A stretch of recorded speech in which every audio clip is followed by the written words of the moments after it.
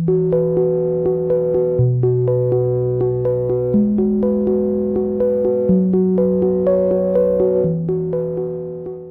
l'exposition Regard sur la pauvreté au Québec, c'est 17 portraits, des histoires de vie avec des résultats de recherche. Donc, comment on a fonctionné, c'est on prend des photos, on raconte une histoire associée à la personne qui met en lumière un phénomène de pauvreté plus large qu'on a documenté par nos travaux de recherche scientifique. Également une mosaïque, c'est-à-dire 13 photos qu'on a prises partout à travers le Québec. On a parcouru plus de 6000 km qui nous permettent d'apprécier les traces dans le territoire, en fait, de la pauvreté sur tout le Québec.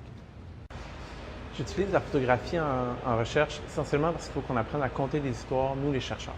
Si on va avoir un impact, là, les données de recherche, les articles scientifiques, ça percole très peu à l'extérieur des cercles académiques. Donc ce qu'on fait, c'est on utilise la photographie pour créer un lien empathique, pour compter des histoires. Et avec les histoires, on peut présenter des résultats de recherche. Puis avec les résultats de recherche, on peut avoir des discussions collectives sur des enjeux qui sont essentiels au Québec à l'heure actuelle, notamment la pauvreté. Donc, le conseil que moi je donnerais aux gens qui veulent investiguer, en fait, aller dans cette direction-là, c'est avez-vous une pratique personnelle, une pratique créative personnelle que vous aimez. Elle n'a pas besoin d'être directement associée à vos travaux de recherche. Ça peut être le tricot, ça peut être le théâtre, ça peut être l'écriture, ça peut être la photographie, ça peut être la musique. Si vous avez une passion créative, vous devriez certainement être capable de faire une jonction unique qui vous est propre entre vos travaux de recherche et vos pratiques créatives. Donc, partez à partir de ce qui vous allume, de ce qui vous passionne, de ce que vous faites dans vos temps libres. C'est la meilleure manière pour intégrer les deux. Avec ce projet-là, on explose ce qu'on pourrait appeler dans le milieu universitaire notre facteur d'impact.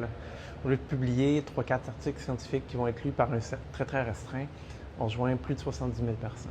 70 000 personnes qui vont avoir accès à nos résultats de recherche, qui vont être sensibilisés aux enjeux dont on traite et qui vont, j'espère, poursuivre la conversation, revoir leur manière de considérer la pauvreté au Québec.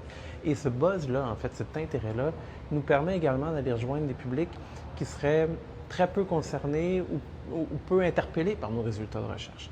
C'est une très bonne manière de rejoindre la classe médiatique, donc d'aller chercher de la couverture médiatique pour qu'on parle de nos travaux, de rejoindre aussi la classe politique, les décideurs, les gens qui sont en situation de pouvoir, viennent voir l'exposition, sont sensibilisés, sont intéressés à nos résultats de recherche, on rentre en contact. Donc cette idée-là d'utiliser la photographie nous permet de faire un peu du volume